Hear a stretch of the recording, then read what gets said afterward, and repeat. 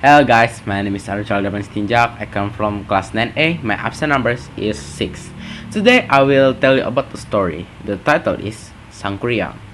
Long time ago, there lived a beautiful woman named Dayang Sumbi. One day, she was quilting. Suddenly, her quilt fell off from her house. Then he prayed to God, God, if a man pick up my quilt, he will be my husband. But if woman, she will be my sister.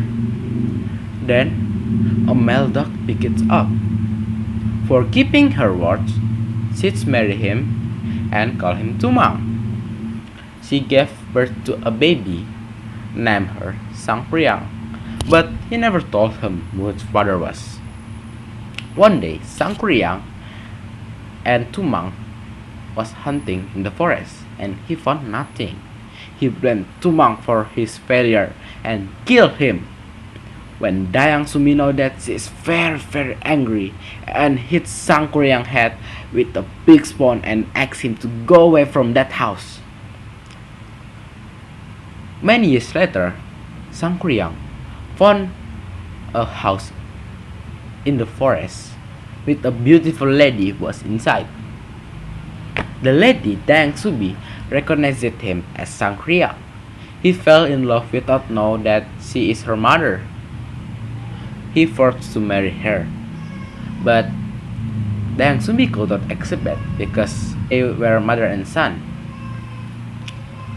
So Dayang Sumi asked an impossible requirement to marry her.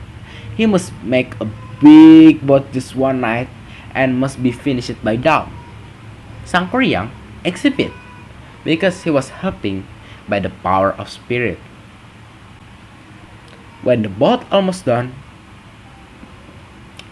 Dayang Sumi asked the lady in the village to hit the ground as a flag sign that dawn is coming.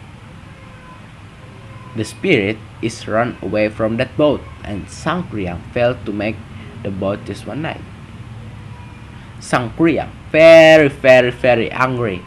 He kicked the boat upside down and the boat turned into the mountain named Tangkuban Perahu. So, the moral of the text is to be respectful and obedient to our parents and to love our pet. Thank you.